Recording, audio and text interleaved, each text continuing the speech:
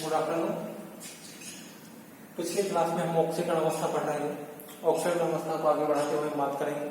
पिछली क्लास में हमने ये बता दिया था कि ऑक्सीकरण अवस्था क्या होती है, ऑक्सीकरण क्या होता है, और ऑक्सीकरण ये जो है डी ब्लॉक एलिमेंट जो होते हैं या प्रथम संक्रमण श्रेणी के तत्व जो होते हैं वो परिवर्तनशील ऑक्सीकरण अंक दर्शाते हैं। परिवर्तनशील ऑक्सीकरण अंक क्यों दर्शाते हैं वो हमने बता दिया था कि डी और एस जो है कक्षकों की, डी और एस जो कक्षक है उनकी ऊर्जा में अंतर बहुत कम होता है। उस ऊर्जा के अंतर के कम अंतर के कारण जो है वो 4s के इलेक्ट्रॉन तो निकलते हैं, साथ में ऑक्सीकरण दर्शाने के लिए 3d के इलेक्ट्रॉन भी ऑक्सीकरण दर्शाने में भाग लेते हैं, ऑक्सीकरण अवस्था में भाग लेते हैं और वो भी निकल जाते हैं। तो हम बात कर रहे हैं कि प्रथम संक्रमण श्रेणी के तत्व जो है उसमें s में कितने इलेक्ट्रॉन होते हैं, d में कितने इलेक्ट्रॉन होते हैं, और वो किस किस प्रकार की ऑक्सीकरण अवस्था दर्शाते हैं, कौन कौन सी उनकी स्थायी ऑक्सीकरण अवस्था है। चलिए हम बात करते हैं। पहले सबसे पहले हमने एक टेबल बनाई है। इस टेबल को आप देखिए, इसमें तत्व लिखे हैं, प्रथम संक्रमण श्रेणी के 10 तत्व लिखे हुए हैं। फिर हमने जो पहला रो बनाई है वो है एस इलेक्ट्रॉन, यानी 4s में जो इलेक्ट्रॉन भरे हुए हैं, 4s में कौन कौन से एलिमेंट के 4s में कितने कितने इलेक्ट्रॉन हैं वो हमने लिखे। इन सब में दो है, क्रोमियम और कॉपर में 4s1 इलेक्ट्रॉनिक कॉन्फ़िगरेशन होता है, बाकी सभी में 4s2 इलेक्ट्रॉनिक कॉन्फ़िगरेशन होता है। डी में अयुग्मित डी इलेक्ट्रॉन, अयुग्मित डी इलेक्ट्रॉन की बात हम कर रहे हैं। अयुग्मित का मतलब ये होता है कि कोई डी कक्षक जो है, ये माना कि डी कक्षक में 6 इलेक्ट्रॉन हैं,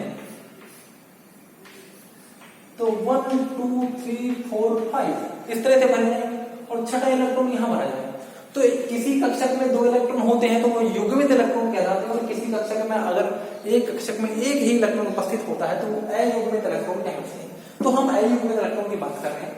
तो इसके अंदर में अयुग्मित इलेक्ट्रॉन जो है एक होता है, टाइटेनियम में 2, बेरिलियम में 3, क्रोमियम में 3d 5 इलेक्ट्रॉनिक कॉन्फ़िगरेशन होता है, तो पांचों में एक एक इलेक्ट्रॉन होता है और 5 अयुग्मित इलेक्ट्रॉन है। एनएन में वो अगला जो इलेक्ट्रॉन है एस में चला जाता है और इस वजह से वहां भी 5 अयुग्मित इलेक्ट्रॉन होते हैं। 6 इलेक्ट्रॉन कॉन्फ़िगरेशन में 3d6 में 4 अयुग्मित इलेक्ट्रॉन होते हैं। 3d7 में जो है कोबाल्ट में 3 और आगे 2, और इसमें 3d10 4s1 electronic configuration, 3d10 full भरने के कारण, पूरा भरा होने के कारण उसमें अयुग्मित इलेक्ट्रॉनों की संख्या 0 होती है, और जिंक में भी अयुग्मित इलेक्ट्रॉनों की संख्या क्या होती है, 0 होती है।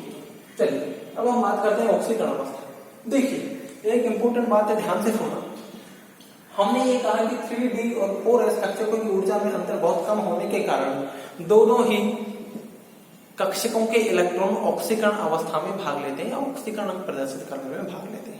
हम उस बात को रिपीट करते हुए फिर कहना चाह रहे हैं कि डी कक्षक जो होते हैं और 4s कक्षक जो होते हैं, एस कक्षक तो बाह्यतम कोश है, इसलिए फिर उसमें इलेक्ट्रॉन निकलते ही निकलते हैं और उसके इलेक्ट्रॉन ऑक्सीकरण में भाग लेते ही लेते हैं। साथ में डी कक्षक के वे इलेक्ट्रॉन जो अयुग्मित होते हैं केवल वही ऑक्सीकरण अंक में भाग लेते हैं। युग्मित इलेक्ट्रॉन जो है वो ऑक्सीकरण अंक प्रदर्शित करने में भाग ले लेते हैं, अर्थात जब धातु से इलेक्ट्रॉन निकलेंगे तो केवल अयुग्मित इलेक्ट्रॉन ही निकलते हैं, युग्मित इलेक्ट्रॉन नहीं निकलते।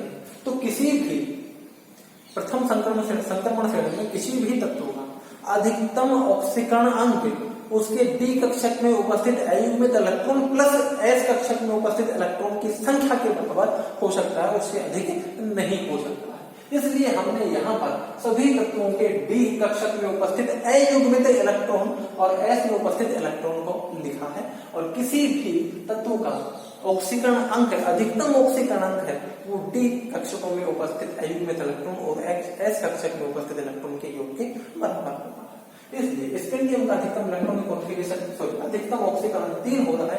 अधिकतम की बात मैं कर रहा हूँ, टाइटेनियम का 4 होता है, वेनेडियम में 5 इलेक्ट्रॉन है अधिकतम तो 5 होगा, क्रोमियम का 6 होता है, मैग्नीज का 7 होता है, ऐसे आयरन में 6 होता है, 4 और 6, कोबाल्ट में 5 होता है, 5 हो सकता है, कई कंपाउंड से 5 होता है, और निकल में 4 होता है, कॉपर में जो है वो 2 होता है, +1 और +2, और जिंक में जो है वो 2 होता है। अब कॉपर की आपको लग रहा होगा सर इसमें तो एक इलेक्ट्रॉन है तो अधिकतम ऑक्सीकरण +2 कैसे है। मैंने ये कहा कि अधिकतम ऑक्सीकरण जो है वो अयुग्मित डी इलेक्ट्रॉन और एस इलेक्ट्रॉनों के टोटल योग के बराबर होता है। यहाँ पर कॉपर का इलेक्ट्रॉन कॉन्फ़िगरेशन 3d9 4s2 होता है, लेकिन 3d कक्षक जो है वो पूर्ण भरे पूर्ण भरे हुए 3D कक्षक ज्यादा स्थायी होने के कारण उसका इलेक्ट्रॉनिक विन्यास 3d10 4s1 हो जाता है, 4s1 हो जाता है। ऐसी स्थिति में जब वो इलेक्ट्रॉन उधर से उधर जाता है तो फ्लक्चुएट कर सकता है, इसलिए वो इलेक्ट्रॉन भी ऑक्सीकरण अंक प्रदर्शित करने में भाग लेता है। +2 ऑक्सीकरण उतना ज्यादा स्थायी नहीं होता है, इसीलिए क्योंकि उसमें निकलने से उसका पूर्ण भरा हुआ इलेक्ट्रॉनिक विन्यास डिस्टर्ब हो जाता है, इसलिए +1 कॉपर में +1 ऑक्सीकरण अवस्था ज्यादा डिस्टर्ब होती है।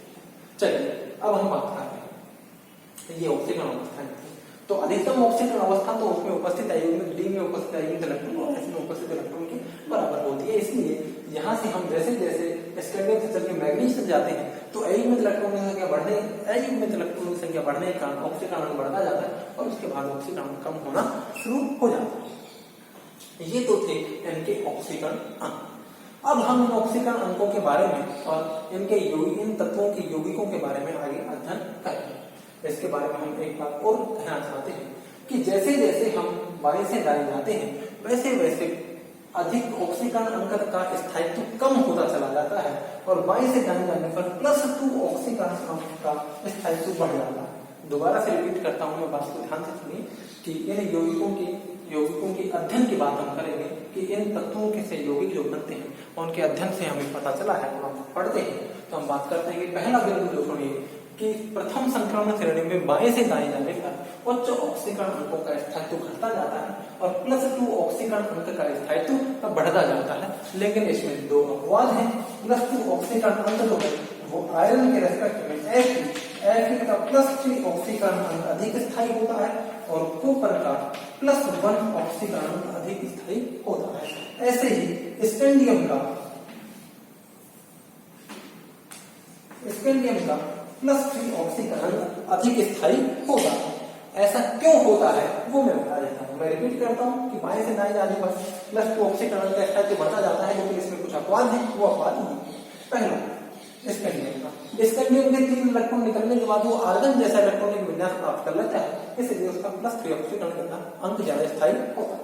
हम आयरन की बात करते हैं, उसके बाद आयरन को देंगे Fe। इसमें आयरन का इलेक्ट्रॉनिक कॉन्फ़िगरेशन जो होता है वो 3d6 4s2 होता है। तो अगर आयरन से 3 इलेक्ट्रॉन निकल जाए, 2 और 1 यहाँ से, तो बनने वाला इलेक्ट्रॉनिक कॉन्फ़िगरेशन में डी जो कक्षक होता है वो अर्धपूरित इलेक्ट्रॉनिक विन्यास का हो जाता है, जो अर्धपूरित विन्यास ज्यादा स्थायी होता है, इसलिए आयरन भी +3 ऑक्सीकरण अवस्था प्रदर्शित करता है, इसका +3 ऑक्सीकरण ज्यादा स्थायी होता है। हम कॉपर की बात करते हैं। कॉपर का इलेक्ट्रॉनिक विन्यास होता है 3d10 4s1। इसमें से अगर एक इलेक्ट्रॉन निकल जाता है तो d10 बचता है, और d10 पूर्ण भरा हुआ इलेक्ट्रॉनिक विन्यास है, इसलिए कॉपर का +1 ऑक्सीकरण अवस्था ज्यादा स्थायी होती है, बाकी सबकी +2 ऑक्सीकरण अवस्था ज्यादा स्थायी होती है। चलिए पहला बिंदु ये। दूसरे बिंदु की बात करते हैं, पॉइंट नंबर 2। अब मैं इसको एक बार मिटा रहा हूं और आगे अपन बात करते हैं।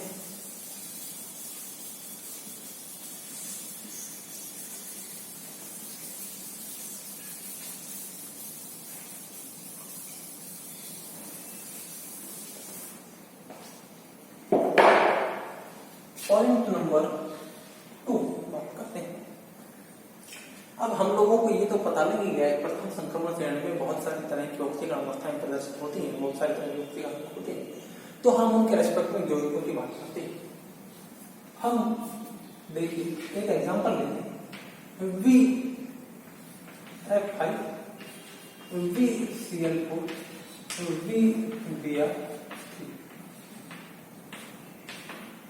VBr देखिए ध्यान से समझना उसको।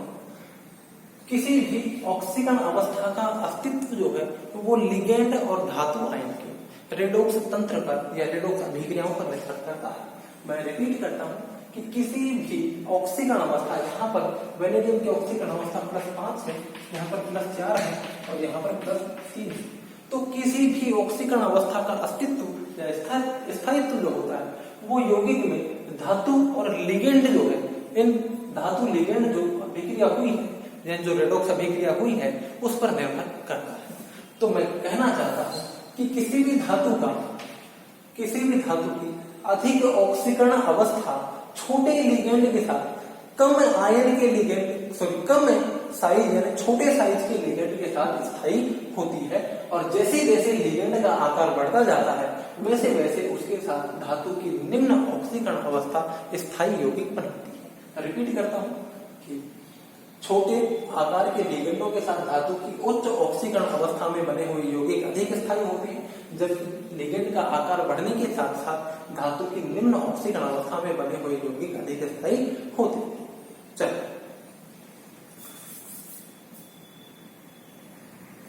आगे देखिए, इसी तरह से देखिए VO4 -3 CrO4 -2 और MnO4 वैलेंटाइन, क्रोमेटाइन और परमैग्नेटाइन इन आयनों में इधर से इधर जा रहे हैं। तो यहाँ पर +5 ऑक्सीजन होता है, +6 है और +6 है। इधर से इधर जाने पर ये ऑक्सीजन जो है ये उच्च विद्युत ऋणता का छोटा लिगेंड है, जिसका आकार क्या है, छोटा है। तो छोटे लिगेंड के साथ उच्च ऑक्सीकरण अवस्था वाला अधिक स्थायी यौगिक बनाएगा। तो इसलिए इधर से इधर जाने पर इन यौगिकों का जो है स्थायित्व जो है वो बढ़ता रहा है। स्थायित्व क्या है, वो बढ़ता जा रहा है। इससे ज्यादा स्थायी है, इससे ज्यादा स्थायी है। पॉइंट नंबर 2 क्लियर हो। नेक्स्ट अपन बात करते हैं।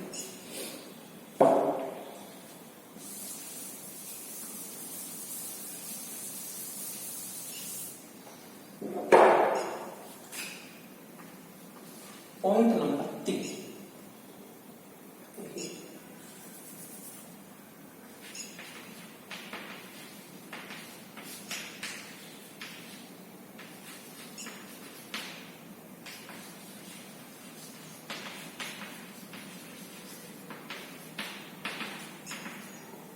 एसिडिक मीडियम में यानी अम्लीय माध्यम में लो ऑक्सीकरण अवस्था या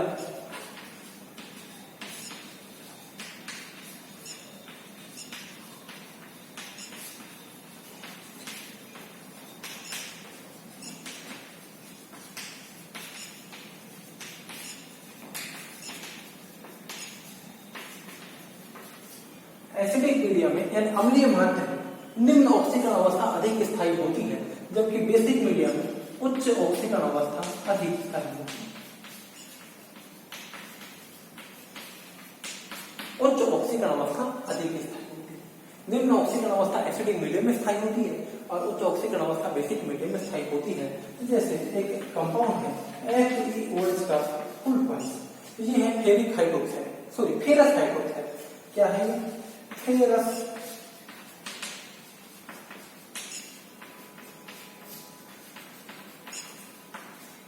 हाइड्रोक्साइड। इसको वायु में जैसे खुला छोड़ते हैं ये FeOH का फुल साइड बना लेता है, यानी फेरिक हाइड्रोक्साइड बना लेता है।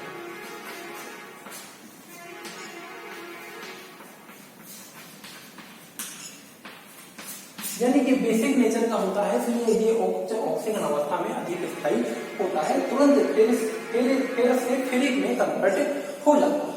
तीसरा नंबर होता है। नेक्स्ट पॉइंट की बात करते हैं।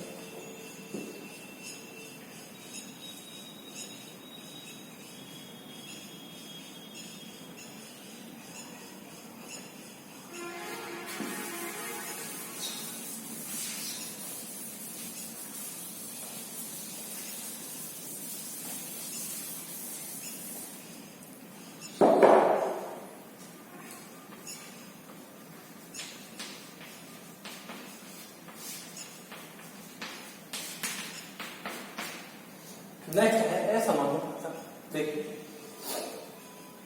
उच्च ऑक्सीकरण अवस्था और निम्न ऑक्सीकरण अवस्था के बीच में ऐसी अभिक्रिया होती है कि वो दोनों एक निश्चित, दोबारा से मैं रिपीट करता हूं,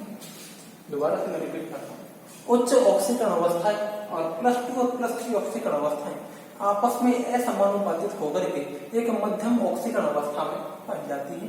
या मैं ये कह सकता हूं, कब रिवर्स में बोल सकते हैं कि उच्च और निम्न ऑक्सीकरण अवस्थाएं आपस में मिलकर एक मध्यम ऑक्सीकरण अवस्था बना लेती है। ये अभिक्रिया असमानुपातन की अभिक्रिया कहलाती है। यानी कि कोई भी ऑक्सीकरण अवस्था जो है वो एक से अधिक ऑक्सीकरण अवस्थाओं में टूट जाए या एक से अधिक ऑक्सीकरण अवस्थाओं में परिवर्तित हो जाए। मैं एग्जाम्पल देता हूँ, एग्जाम्पल से आप लोगों को समझ में आएगा। MnO मैग्नीज, ये MnO ये मैग्नीज का एक ऑक्साइड है। ये इस रूप में कम स्थायी होकर